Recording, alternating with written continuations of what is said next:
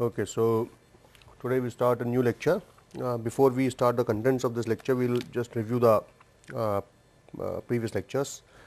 So, this module is basically about dielectric materials, in which we introduced essential concepts of dielectric materials like what is polarization, what is dipole moment, what is susceptibility, what is relative dielectric constant, and then we looked into the origin of polarization, and we looked at various kind of polarization mechanisms, and there are many essentially 4 different kinds of polarization mechanisms.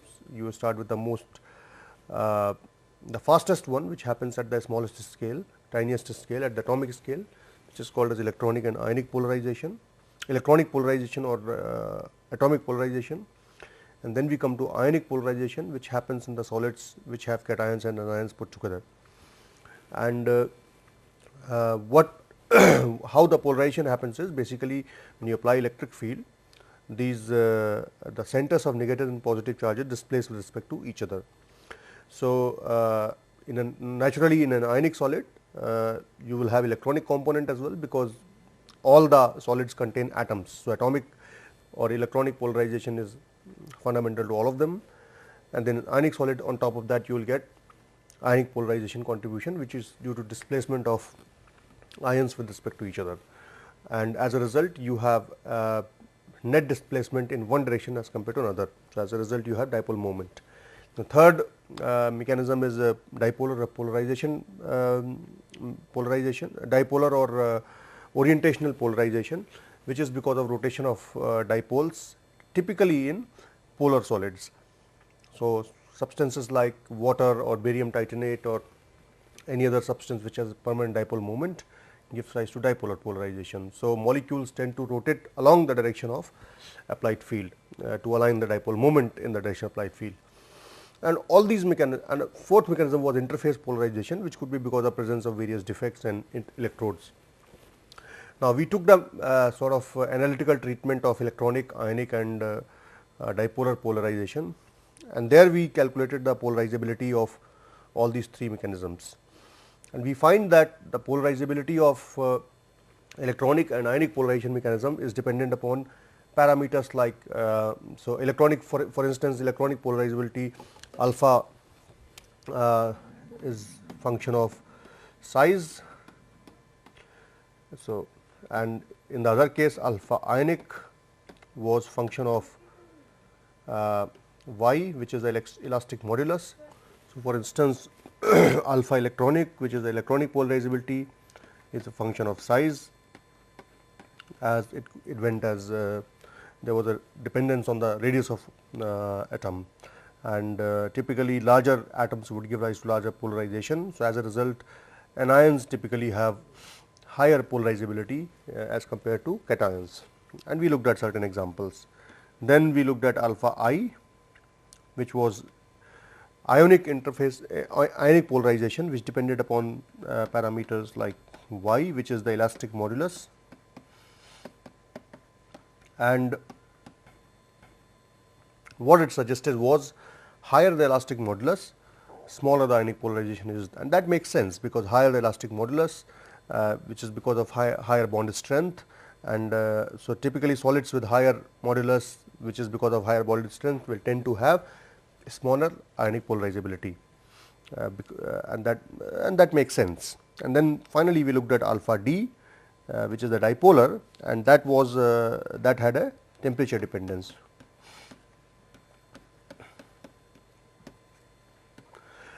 These two were temperature independent,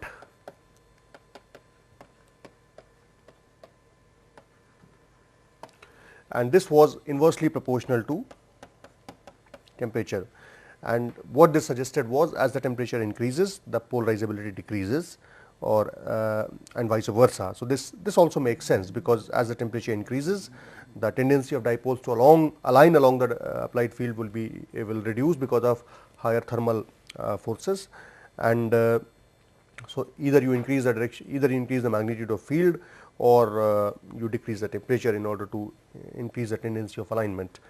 So, these were the 3 polarizabilities that we looked upon in terms of analytical treatment. We did not go into details of interface polarization, that is the analysis of that is slightly out of scope of this course.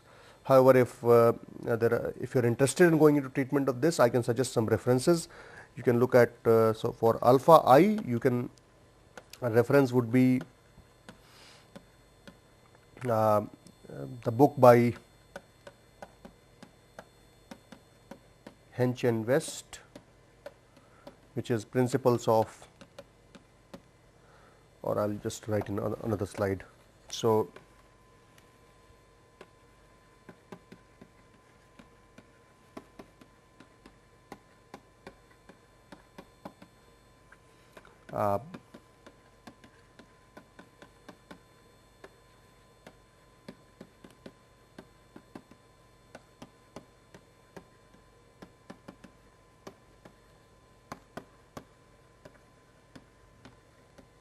so, in this book you can find a reasonably okay analytical treatment, or you can look at papers in various journals.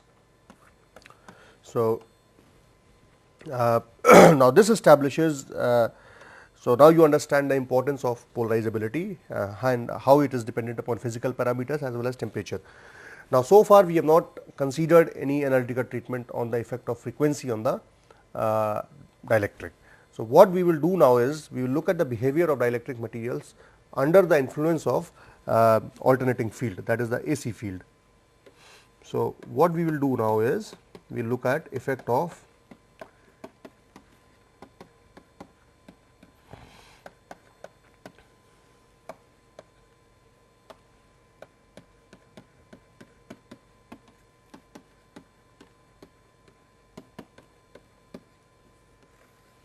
this will be the theme of this lecture as well as maybe part of next lecture. So, in this context we will first look at that behavior of ideal dielectric.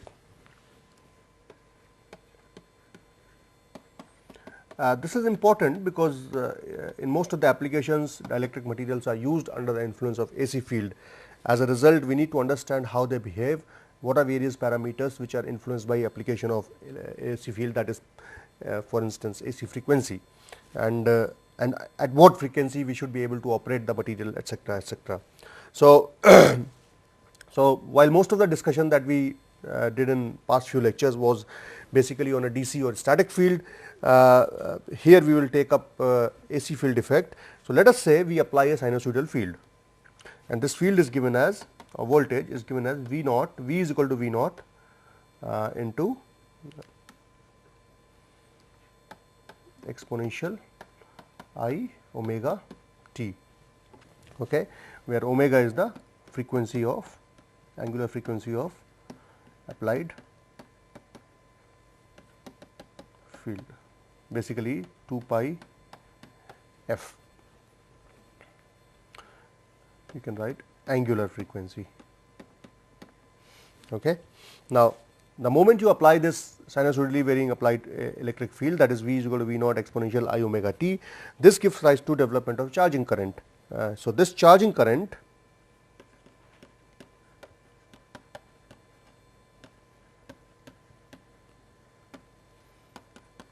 I C. Now, why does this develop? This develops because as you apply a voltage to the electric, there is a change in charge as a function of time, and this change in charge as a function of time gives rise to what is called as charging current, and this I C is given as dq by dt. So, rate of change of charge per unit with respect to time gives you charging current. Now, what is Q? We know that Q is equal to CV.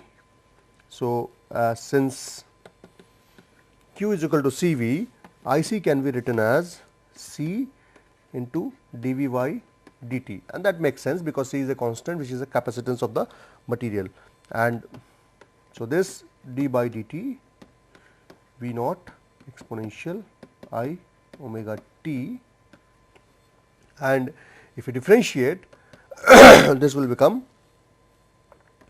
C into I omega d of dt V naught exponential I omega t.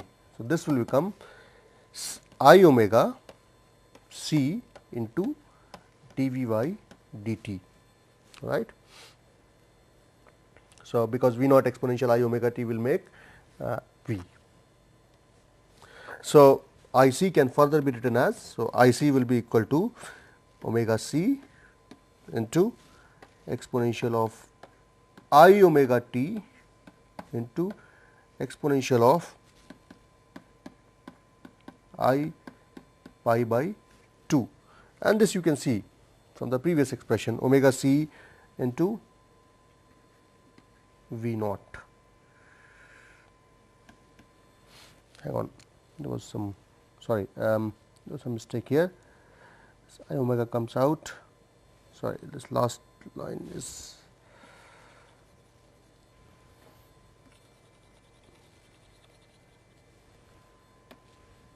so this I omega comes out and V naught comes out. So, what you have here is exponential I omega t e to the power I omega t, V naught e to the power I omega t, we will just leave it as it is. So, I omega c into V naught exponential I omega t. So, I can write this as that particular equation as omega c V naught exponential I omega t, and I can multiply by another factor which is exponential I pi by 2, which is nothing but cos pi by 2 plus I sin pi by 2, and that is nothing but 1. And this will be written as, this can be further written as omega c into V naught into exponential. So, if I just rub this out into exponential I into omega t plus pi by 2. What this means? This means that the charging current which is developed due to rate of change of charge versus time gives rise to leads to voltage by angle pi by 2. So, the charging current, so this plus pi by 2 term means that current leads the voltage by 90 degrees. Okay. So, how do you draw, and this we are considering in a perfect dielectric, which means there are no losses in the dielectric. So, this you can draw, this you can express in terms of a phasor diagram. So, if you have, let us say these are, so if this is your V, okay, then I will be led by 90 degrees in this direction. So, this will be I and this will be B. So, on a real and imaginary plot, if you draw I versus V, that is how it would look like. So, this would be, for instance, R E real axis, this would be imaginary axis. So, no matter how you take it, the I will always, so if you take, for instance, if I change the angle of V, if V was like this, then I would always be, this would be, so this is some angle omega and this would be pi by 2 or 90 degrees. So, on a real and imaginary plot, V and I relationship would appear something like that. So, this is the phasor diagram for a perfect dielectric.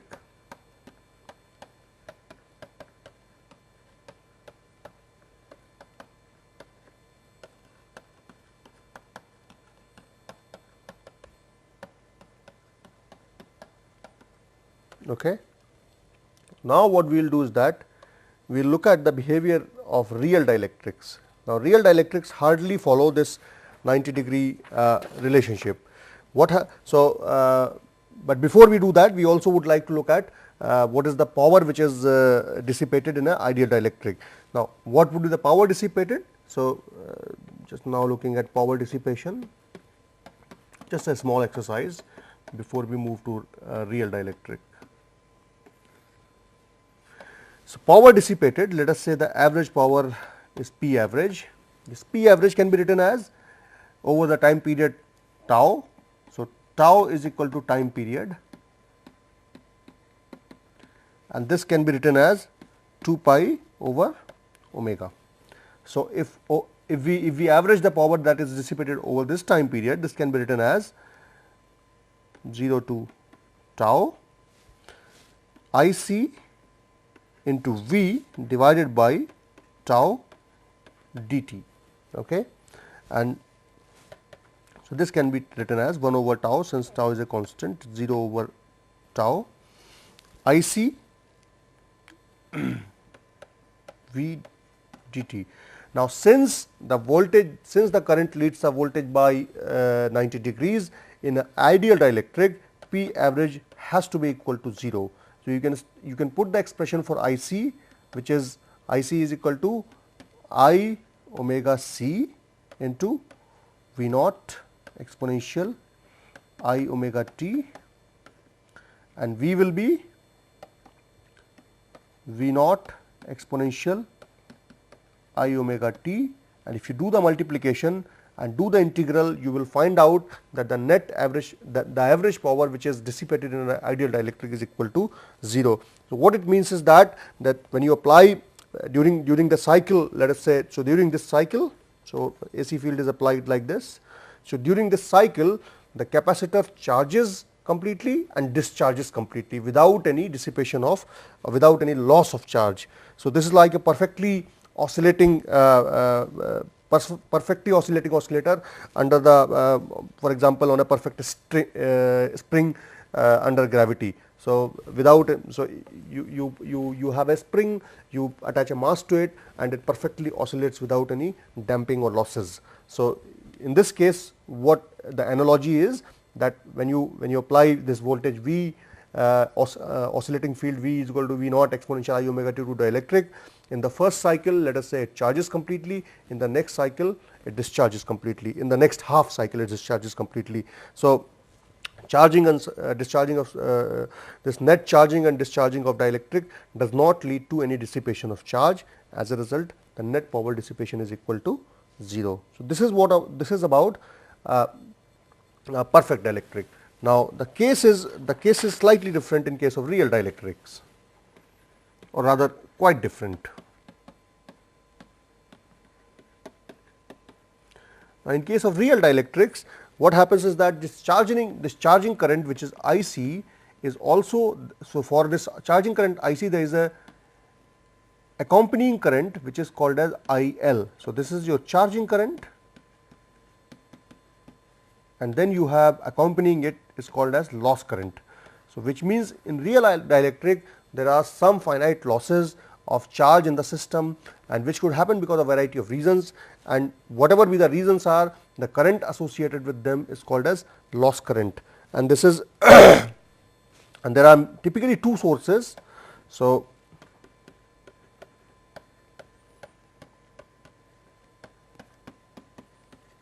two sources of loss, and this loss, first it could be long range movement of migration of charges. So, this is number 1, which means just like a normal material, when you apply voltage, there is something like ohmic conduction that is taking place, which means the long charges are able to move. So, for a long distance, unlike in polarization, where I told you that in normal dielectric, charges are supposed to move only a tiny distance, so that they give rise to what is called as polarization. But when you have a real dielectric, not only you have that polarization taking place, but also you have what is called as long range migration of charges or ohmic condition, which gives rise to loss, and this is typically frequency independent. So, like a DC loss. So, this is typically frequency independent. And the second term is, now when you have these dipoles which have to rotate in the direction of applied field. So, you have dipoles like this, and if they have to rotate in the direction of applied field, let us say this is E. So, this is I will use different colors. So, this is the dipole, and when you applied field E, it has to rotate in this direction, and this rotation is resisted by what is called as inertia, and this inertia has to be there in a system if the entities involve some sort of mass, and the moment mass comes into picture, you have inertia, and this inertia opposes the rotation of these dipoles in the direction of applied field, and this is typically time dependent loss. So, some sort of loss of energy which happens as a result of resistance to the movement of this dipole in the direction of applied field. And so, there are two components, one is the DC component, which is at frequency independent. You have another component which is frequency dependent or time dependent, and this is AC component. So, this IL can be expressed as, so something multiplied by V, okay, and this I, when you so how can you, so we can calculate I something multiplied by V, and that something is called as G omega AC, which is the AC part, the time dependent part, and then you have G DC. And what is G? G is the inverse of resistance or conductance in the simplest terms, because we know from Ohm's law V is equal to I R. So, if I would be equal to 1 over R into V, and sort of 1 over R is called as conductance, whose units are in mho. So, you have these two components of conductance. One is the AC component of conductance, which is the time dependent part, which is because of inertial resistance to the movement of dipoles to the direction of applied field, and second is the DC component, which is because of long range movement of charges. So, the total current IT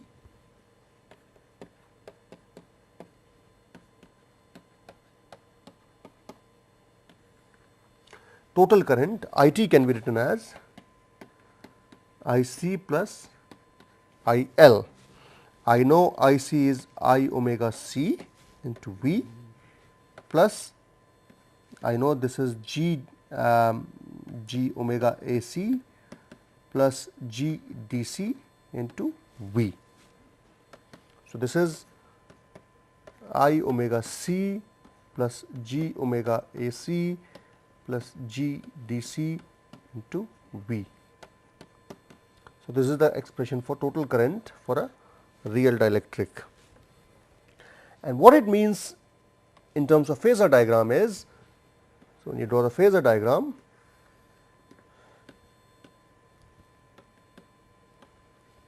so if this was, let us say, V, for a perfect dielectric I would expect this I to be developed. So, perfect dielectric will have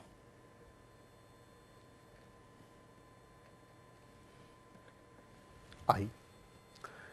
Now, since we are saying that we do not have a perfect dielectric, what is this component? This component will be IC, which is the charging current, and you have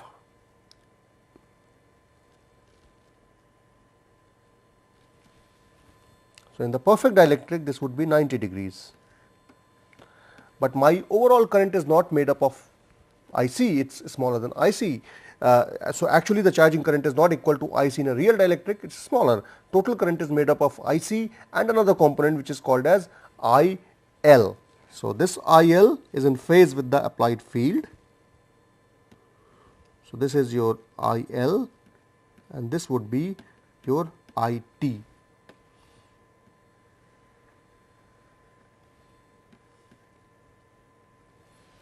So, this is your IT for a real dielectric, and so now you can see you have the charging current which is at 90 degree to the applied voltage, and then you have IL which is a loss current which is in phase with the applied field or applied voltage, and this angle made between IT and IC is called as delta, and this is called as loss angle. So, you can see that delta, so you can represent delta as tan delta, which is called as loss tangent. This is equal to IL divided by IC. So, what it shows basically is larger the loss current is, larger your tan delta would be, which means total current would move closer and closer to the voltage. So, this is the deviation which happens in a real dielectric as compared to the ideal dielectric. The total current in the real dielectric is IC only. So, as a result the angle is 90 degrees, whereas in total current in the ideal dielectric, I am sorry, total current in the ideal dielectric is IC, which leads the voltage by 90 degrees, whereas total current in the real dielectric is IT, which is made up of IC, which anyway leads to the voltage by 90 degrees, but also IL, which is parallel to V, and as a result this gives rise to a, and this is defined by a quantity which is called as delta or loss angle. So, the total current makes an angle delta to the IC in the direction of omega and in the direction of V, voltage, and this delta is called as loss angle, and tan of this delta is nothing but IL by IC, as you can see from this. So, higher the IL is, higher tan delta would be, which means worse, which means more the losses would be in a dielectric. So, higher tan delta means more lossy the dielectric is. So, basically delta is equal to 0 would mean an ideal dielectric, and higher the delta is, more lossy the dielectric is. So, when field is static, let us say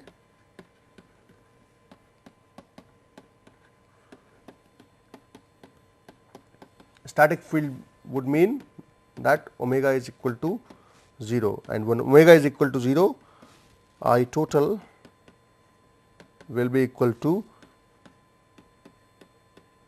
I loss multiplied by V, and this you can see, because if you go to previous expression, IT was equal to I omega C, AC component, DC component into V. So, AC and DC components of conductances. So, if you make omega is equal to 0, both of these AC components disappear. So, as a result I becomes equal to I total becomes equal to I loss multiplied by V, and this, so IT is equal to GDC into sorry, what did I? So, as a result I total will be equal to I loss only, and which means IT will be equal to GDC multiplied by and V. So, GDC will be equal to nothing but 1 by R, and this is your ohmic resistance. Okay. So, another way to express these real dielectrics is to use to depict this charging and loss current is by using permittivity as a complex quantity. So, we can also express, so this epsilon, which is a permittivity, that can be expressed as epsilon prime minus of I into epsilon double prime. So, what it means is that basically, given the fact that you have now two components of current, one is the charging current, one is the loss current or discharging current. As a result, so basically the current has both DC part, frequency dependent part as well as frequency independent part. Given the fact that that happens, the permittivity of the material has to be has to have a real part as well as the imaginary part. So, this can be written as, or epsilon star is equal to epsilon r prime minus I epsilon r double prime. So, this will be called as your real part of dielectric constant, and this will be called as imaginary part of dielectric constant, and this represents the origin, the charging as well as loss currents accurately. So, the idea behind doing this is so that we can express the total current in a dielectric in terms of a single parameter, and that is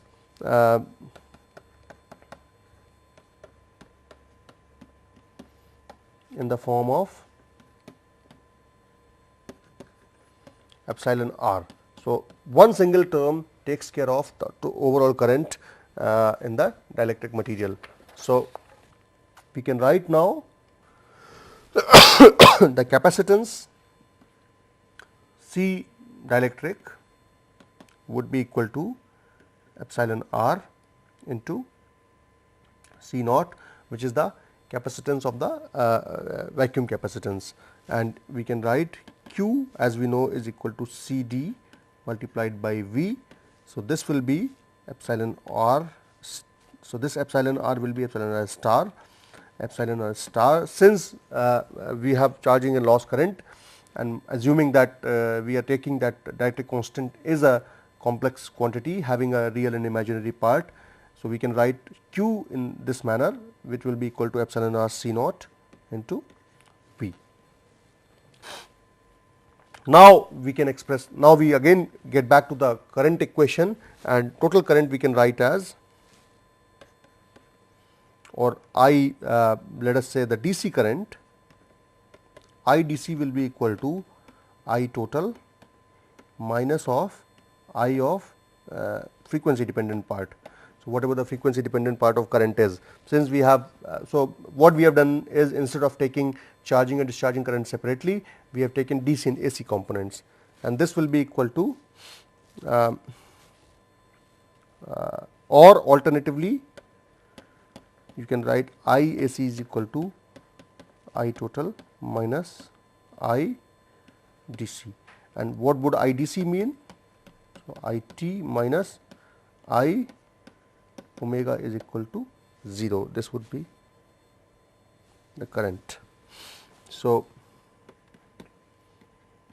IAC is IT minus I of omega is equal to 0, and this is nothing but your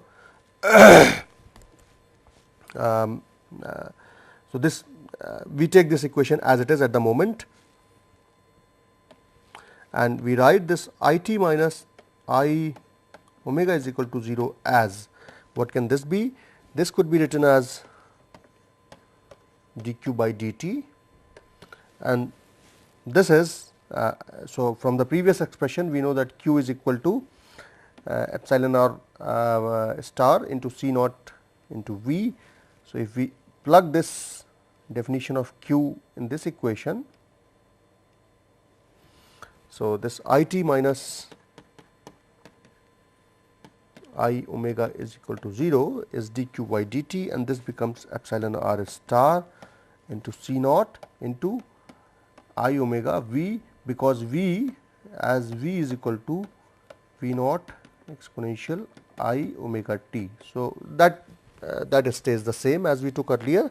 So, now what you can do is that you can write this epsilon r star as epsilon r prime minus I epsilon r double prime multiplied by C naught I omega into V. So, I total will become,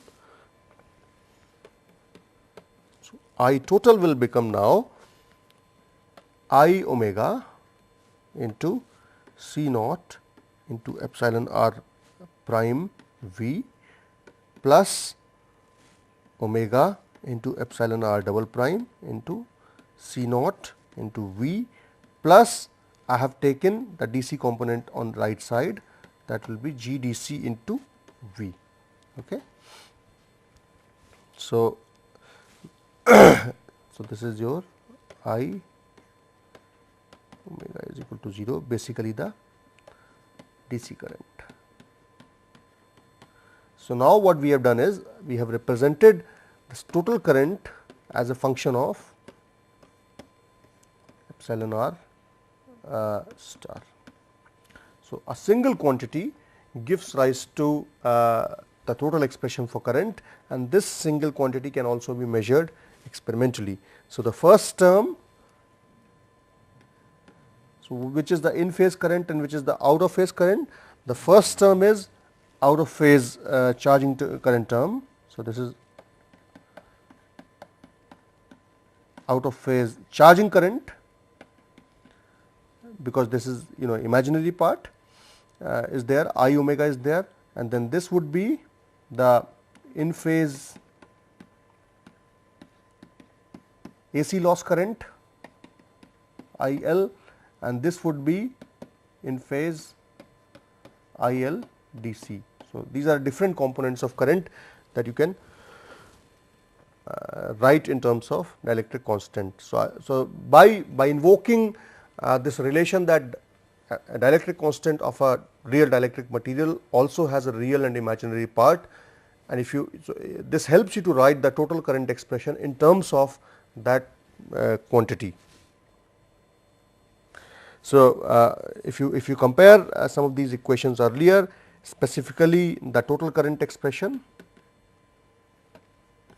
If you compare the total current expression, so we have two expressions. The first one we developed as I t was equal to, if you go back earlier, we wrote it as I t is equal to, just a second, I omega c plus G omega AC plus G DC into V. This is first expression we had, and the second expression now we have is I t is equal to I omega C naught epsilon r prime V.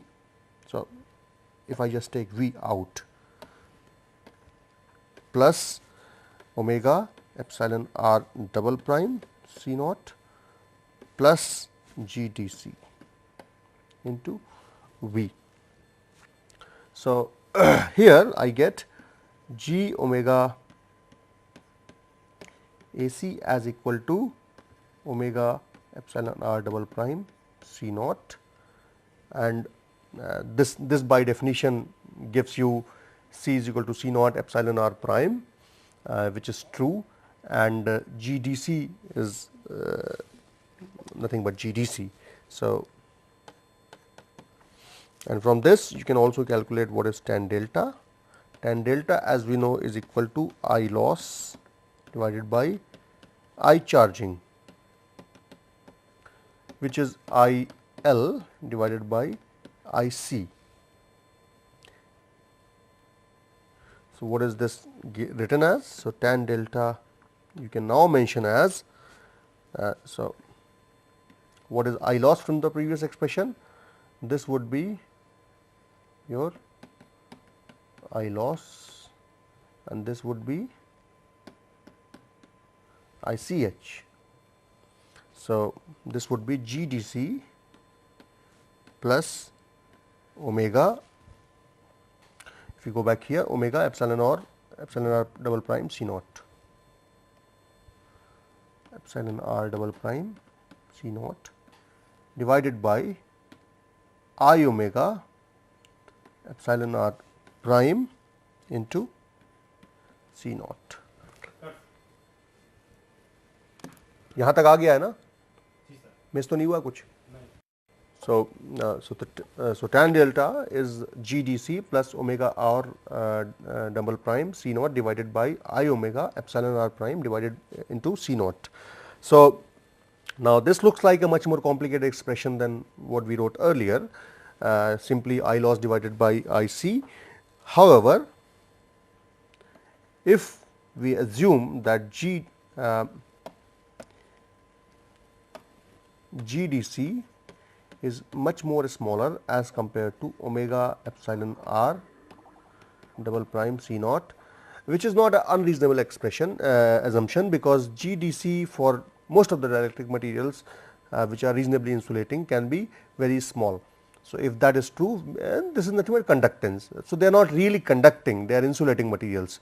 So, if R is reasonably high, that means GDC is sufficiently low, and we can assume that GC is much smaller than omega R double prime C naught. Then you can ignore GDC in the above expression. So, this tan delta will be equal to omega epsilon R double prime C naught divided by I omega epsilon R prime. Sorry, here we don't need to keep I, because current term will not include I. I represents the loss current. So, epsilon R prime C naught. So, we replace C naught, we cut C naught, we cancel each other. This will become epsilon R double prime divided by epsilon R prime. So, this is a very nice expression, because earlier we started with definition of tan delta as loss current divided by charging current, and this now you can represent by a single quantity, which is epsilon R star. So, if you know epsilon R star, you would know epsilon R prime and epsilon R double prime, and this would give rise to this fundamental quantity, which is tan delta. So, higher tan delta would mean higher the imaginary component of dielectric constant, or higher the real part of dielectric constant, smaller tan delta would be. So, or alternatively you can write epsilon R double prime to be equal to epsilon R prime into tan delta. So, basically for dielectric materials, higher the loss angle is, higher epsilon R double prime is, and even higher epsilon R prime gives rise to often higher epsilon R double prime. So, and this epsilon R double prime is called as dielectric loss factor. So, tan delta is called as loss tangent, and epsilon R double prime is equal to epsilon R prime tan delta, and this is called as dielectric loss factor. So, tan delta is often also called as not only loss tangent, but also dissipation factor.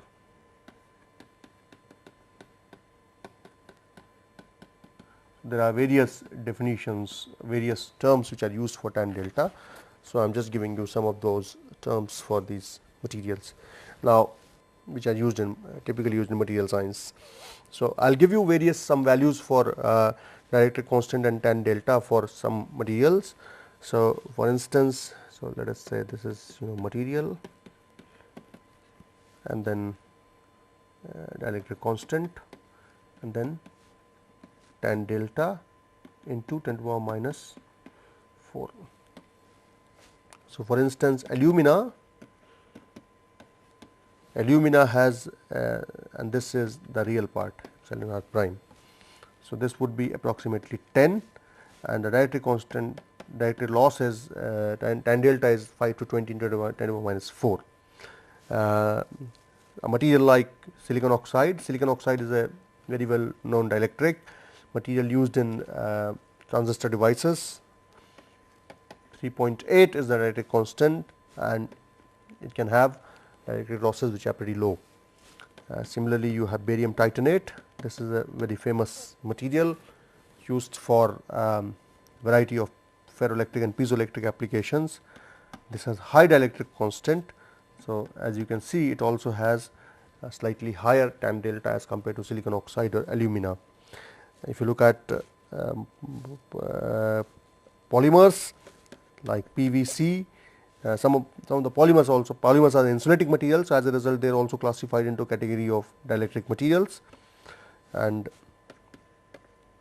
so polymers have lower dielectric constant, but they can have high tan delta, and these two together, for instance, for barium titanate would result in higher epsilon R double prime as well. So, these are some of the correlations that you need to understand. Now, what would be the power dissipation in a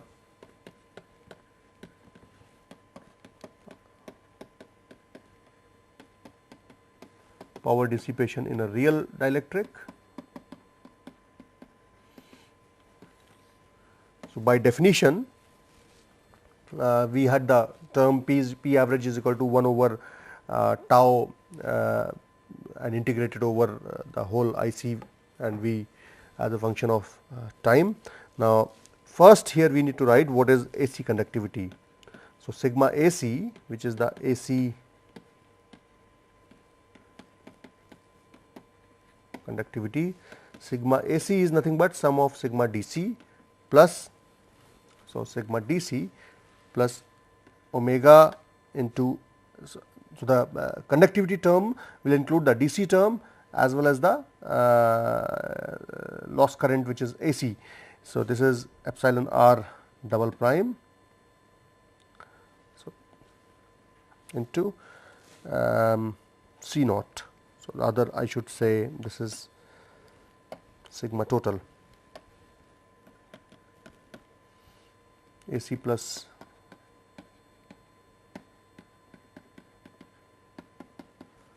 DC conductivity will give rise to this total. Okay. So, and as I said, as we said that if sigma DC is very small, the sigma DC can be ignored. So, sigma DC is almost equal to 0, as we are saying that GDC is small. So, if that is true, then sigma total will become equal to sigma AC, and that will become equal to omega into epsilon r double prime into C naught, and this will become equal to omega into epsilon, excuse me, into epsilon r prime into tan delta into C naught. So, this is how you can determine the conductivity of a dielectric material. So, the time average power loss P average will be equal to 1 over tau. So, tau you know what it is, 2 pi over omega. So, into I loss into V dt, all right. And because if you take for charging current, it would anyway be equal to 0. So, we only need to consider, so basically this would be I t is equal to I c plus I L. So, if you take only for I c, this would be equal to 0. So, we need to consider only I L in order to work out what is the total power loss. So, this would be 1 over tau 0 to tau into omega epsilon r double prime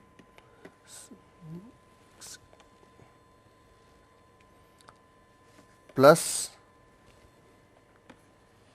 GDC plus, now since this will have a V term. So, we can multiply both the V terms. So, this is the conductance multiplied by V. So, or I can just do it later on, exponential of I omega t multiplied by V naught exponential of I omega t into dt. So, and we have already assumed that GDC is equal to omega epsilon r double prime C naught. So, this takes us to, so if you assume that, then this will take us to 1 over P average is equal to 1 over tau, and this would be omega epsilon r double prime C naught into V naught square into exponential of 2 I omega t dt. Okay. And if that was the case, if you solve it, what you will get here is half of omega epsilon r double prime into C naught into V naught square. And what is this? This is GAC. So, this is half of GAC into V naught square.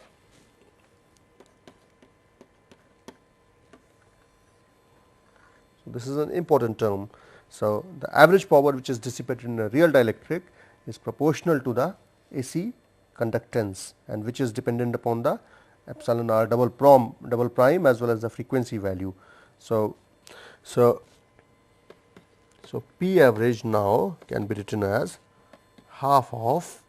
So, if you further make substitutions, this would be half of omega epsilon r prime tan delta into C naught into V naught square, or half of V naught square omega C tan delta.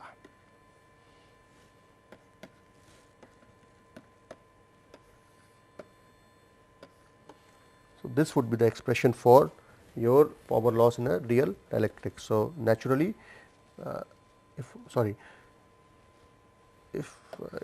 if I multiply omega epsilon r prime by C naught, then this will be C, or you can say C D, C dielectric. So, naturally higher tan delta is, higher your P average would be.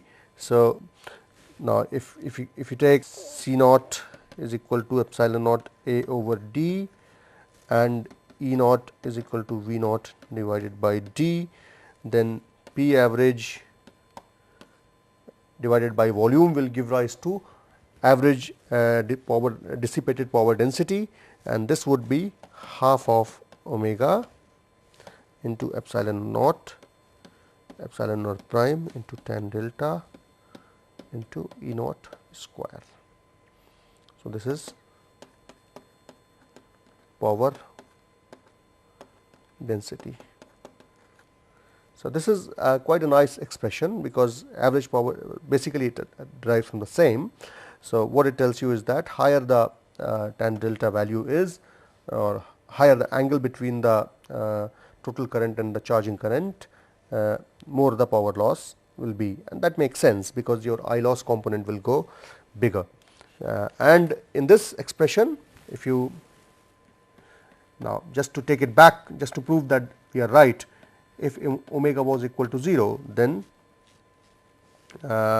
if omega was equal to 0, in that case if you go back to this expression, this AC component will become equal to 0. So, in this case G total will be equal to G DC, if that was the case, all right, and which is nothing but 1 by R. If this was the case, then P average would be equal to nothing but I square R, the ohmic power loss. So, we will finish this lecture here, but what we have before we end, what we have done here is we have summarized the behavior of dielectric materials under AC field. So, for a normal for a real dielectric, for an ideal dielectric, for an ideal dielectric, the current, as we looked, leads the voltage by angle 90 degrees, and that is the case for and this current is called as charging current, and that is the case for most of the, for all the ideal dielectrics, which means no loss current. Okay. So, perfect phasor diagram where I is perpendicular to V, whereas in the case of real dielectric, this total I is never perpendicular to V. What it does is it makes an angle delta with respect to the charging current, which would otherwise be at 90 degrees. So, this angle between total current and the charging current delta, which is towards the V side. So, so basically what you have is, if you have V that, and this is, so this is V, this is IC, the I would be somewhere in this direction. So, this would be delta. So, this total current now will include not only IC, but also a component which is in the direction of V applied field, which is called as IL. So, IT will be equal to IC CH plus IL. So, this delta, larger the delta is, as you can see from the phasor diagram, higher I loss will be, and higher will be the loss power dissipated in the dielectric, and that we have also verified from various equations. And this this equation IT is equal to IC plus IL can be very well represented by taking real and imaginary parts of the dielectric constant, because given the fact that you have a real part of current and imaginary part of current, you would have real imaginary part of dielectric constant as well, and this total current expression can be expressed very well by real and dielectric parts of dielectric constant. So, as a result, tan delta, which was equal to IL divided by IC, becomes epsilon r double prime divided by. So, basically in the nutshell, epsilon r double prime represents I L and epsilon r prime represents I C. So, higher I losses, higher epsilon r double prime will be, because higher tan delta would be. So, this is the summary of this lecture, which basically shows that dielectric materials, in real dielectric materials, are lossy. They contain some losses, but those losses can be quantified by various quantities which are measurable. And these epsilon r and tan delta and epsilon r can be measured by a technique called as by an equipment called as impedance analyzer, or something called as LCR meter, where you measure the capacitance and tan delta values, and from that you can determine various real and imaginary parts. So, these are all so tan delta as well as the capacitance can be measured, and from that you can determine various other properties of the dielectric material. So, we will finish here. In the next class, what we will do is that we will look at some more quantitative analysis of the frequency dependence of dielectric materials. Thank you.